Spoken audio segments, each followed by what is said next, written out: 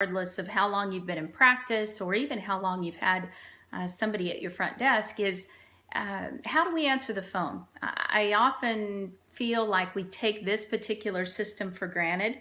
Doctor doesn't hear what goes on up front. The person answering the phone assumes that you want it done a certain way. And so what I thought we'd do is talk about basically 10 things that will get patients through the door. I will tell you, in working with a lot of different practices, we see sometimes just a change at the front desk can drastically affect your new patient flow, either good or bad. And I've seen that happen all too often. And it's just in how the phone's answered. It's not that that person answering the phone isn't a good person or not a good fit. It's just maybe we don't have the right systems in place or haven't communicated those systems. And so here are 10 straightforward things you can share with your team today. I would not only share this with the front desk, but I would share it with the team as a whole, because the idea is for every person on the team to feel comfortable answering the phone and scheduling a new patient. So let's talk about this for just a minute.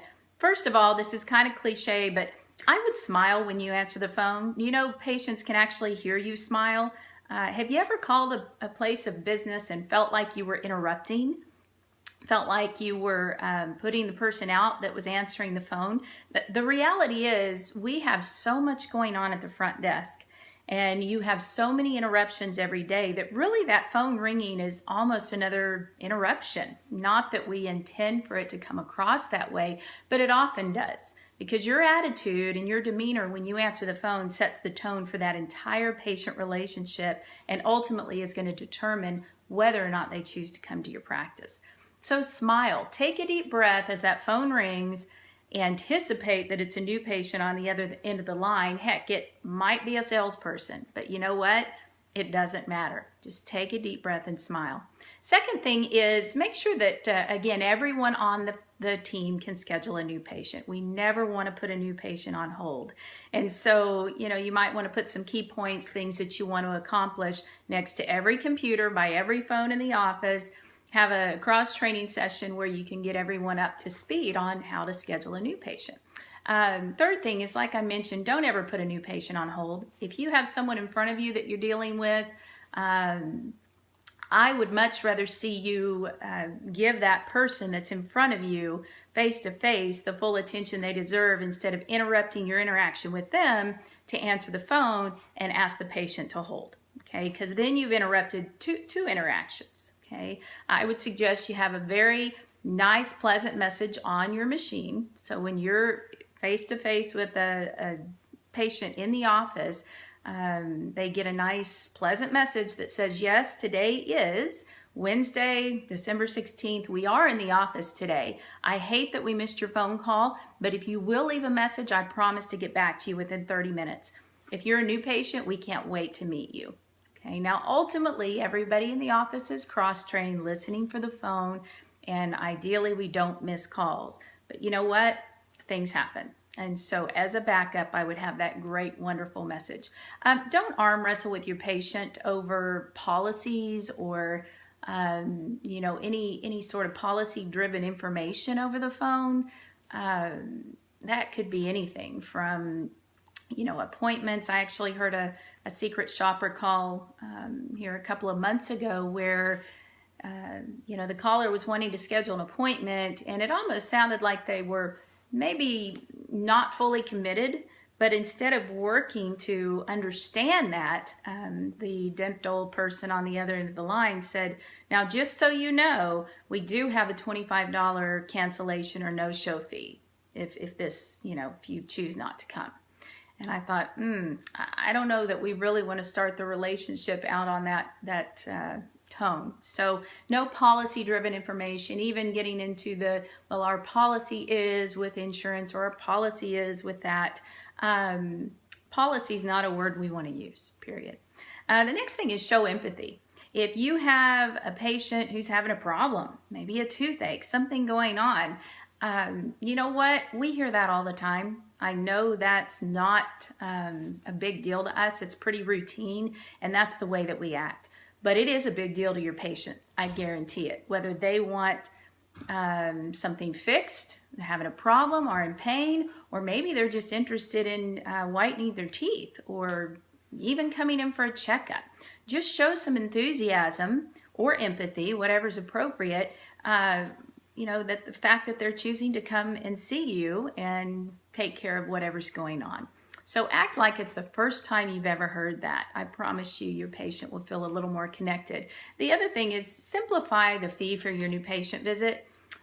First of all, I don't want you bringing up money unless the patient does first. Okay, but if they ask, how much is it to come in, for example, to get my teeth cleaned, instead of going through all the different scenarios, well, a cleaning is X amount, but then again, it depends on what kind of cleaning you need. And, oh, there's the exam and x-rays. Well, if we do just 4 bite wings, it's this, or an FMX, and oh, fluoride is this. Just don't even get into all the different scenarios. Have one fee for your new patient visit. And by the way, this is the one area in your practice where your fees ought to be competitive. You can even let the patient know, hey, great news, we actually have a new patient special right now. And whatever you have done on your first visit with our hygienist, it won't be more than $150. If you want to make that $175, I definitely wouldn't make it more than $200. Again, this is where we want to be competitive. Now, your other fees, I hope you're above average, but that's another conversation for another day. I would also encourage your caller to visit your website and your Facebook page. Hopefully it's current. Hopefully you are either doing this yourself or working with some folks that are maximizing that for you, that are building your review base. You have testimonials, you have emotionally driven things on your website and Facebook page so they can see what's relevant, and with social media, it's relevant today.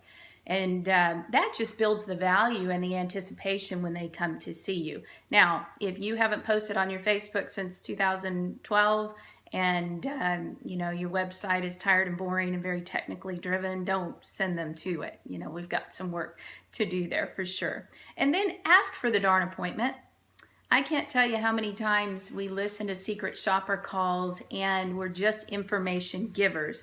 We answer all the questions they have, but you know what? We never get to the point where we actually say, why don't we get you in and we'd love to take care of you. We could see you at this time or at this time. Which one would you like? Okay.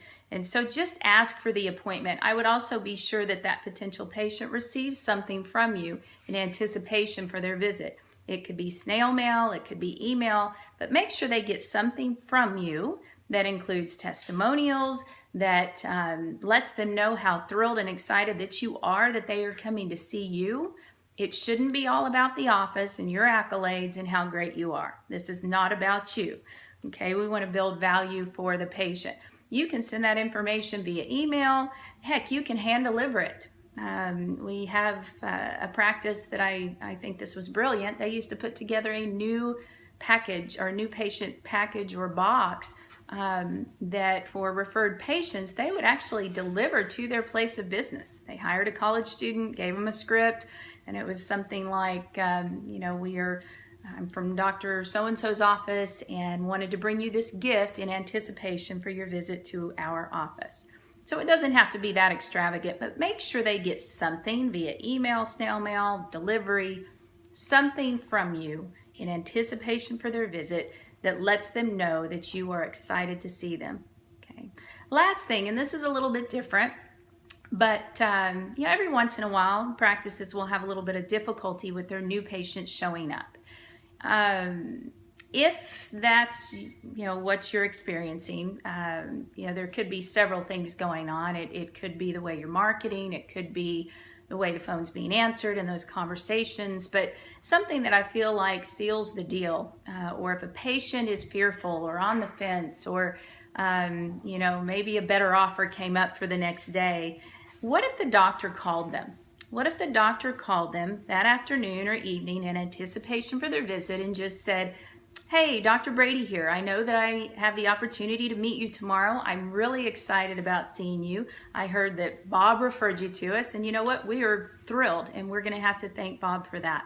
What can I do in preparation for your visit to make sure it's as positive experience as possible?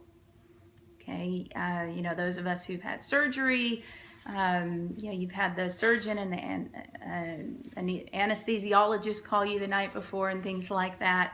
And again, it just adds value. It seals the deal, and I feel like you'll have a better experience with your new patients showing up and being prepared.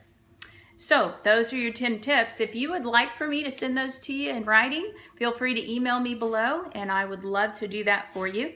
Another thing that I would like to offer, just especially for you and your team, is the opportunity to sit down for 30 minutes or so and talk a little bit more about how we can make the new patient phone call as valuable as possible and get them through the door. If you're interested in doing that, I have a few spots available that I'd be happy to, on a first come first served basis, provide that for you. So give me a call or email me directly at the email or the phone number below.